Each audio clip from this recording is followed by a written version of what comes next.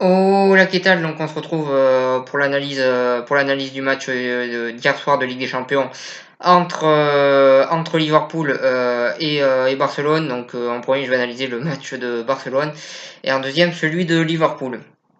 Donc pour commencer, Barcelone donc s'est pris une remontada, a perdu 4-0. Donc on a vu un Barcelone qui en première mi-temps a pas été forcément mauvais. J'ai trouvé que en défense, certes, à chaque fois que Liverpool a été dans la surface de réparation, ils ont été dangereux même durant la première mi-temps. Mais globalement, en première mi-temps, on a vu un match de Barcelone plutôt convenable. Ils ont même essayé de marquer ce but qui leur aurait permis de se qualifier. Mais malheureusement, ils n'ont pas réussi à concrétiser. Mais globalement, on a eu une première mi-temps de Barcelone qui n'était pas si catastrophique que ça. Et finalement, on avait l'impression qu'ils maîtrisaient un petit peu la chose, même s'ils essayaient de marquer le but, plus qu'ils essayaient de défendre. On a bien vu qu'en défense, il y avait quand même des espaces en première mi-temps. Donc voilà sur ça. Ensuite, en deuxième mi-temps, donc il y a eu l'entrée de Wijnaldum pour Liverpool. J'ai réussi à prononcer son nom, qui a été vraiment déterminante pour Liverpool. Et de l'autre côté, on a vu un Barça qui a craqué facilement en défense. On a vu un Ter Stegen, pardon, qui d'habitude est exceptionnel et qui a selon moi pas été très bon et aurait dû faire certains arrêts sur certains débuts qu'il y a eu. On a vu une défense qui a été un petit peu dépassée par Liverpool et par ce pressing haut de Liverpool. Un Piqué qui, selon moi, était en dessous de ce qu'il aurait dû être et qui a clairement raté son match. Un Jordi Alba qui d'habitude est très très fort mais qui ce coup-ci a joué, selon moi, le pire match de sa carrière. Voilà, hier il a vraiment tout loupé et il y a minimum deux buts qui sont pour lesquels il est en grande partie responsable. Donc voilà sur ça.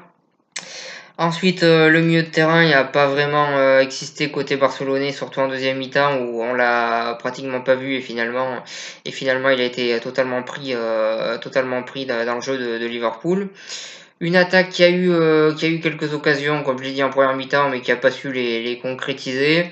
Donc voilà sur ça, je dirais que Messi a tenté des choses, mais Messi était seul hier parce que les autres joueurs autour de lui n'étaient clairement pas au niveau hier soir. Donc voilà sur ça. Donc c'est une très très grosse déconvenue du côté de Barcelone. Alors pour moi ça relève quand même, je pense qu'on peut parler de faute professionnelle quand on gagne 3-0, de perdre 4-0 au retour. Donc voilà sur ça, je pense que pour moi c'est une erreur professionnelle, c'est une faute professionnelle pardon. Comme j'ai dit, la défense, il y a beaucoup de choses qui n'ont pas été bonnes hier et voilà sur ça, je pense que que le Barça a pas résisté à cette pression imposée par Liverpool et c'est ça qui les a fait perdre ce match tout simplement. Ensuite, pour en revenir sur Liverpool, donc là en première mi-temps, il y a eu des bonnes choses, mais quand même, on a senti que tout n'était pas parfait globalement sur cette première mi-temps. Après, on a senti que dès qu'ils étaient dans leur surface de réparation, dans la surface de réparation adverse, ils pouvaient marquer à tout moment. Ça, on l'a senti en première mi-temps, mais globalement, on n'a pas eu un Liverpool qui a pas non plus dominé totalement son sujet en première mi-temps. Donc voilà sur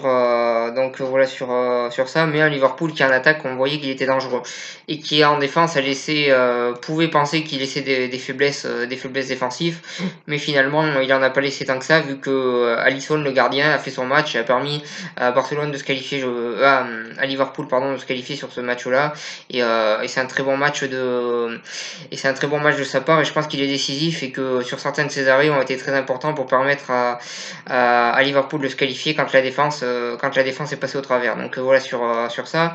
Ensuite en deuxième mi-temps, la défense, j'ai trouvé bien meilleure qu'en première mi-temps côté Liverpool. On a encore eu là aussi des arrêts d'Alisson qui ont été déterminants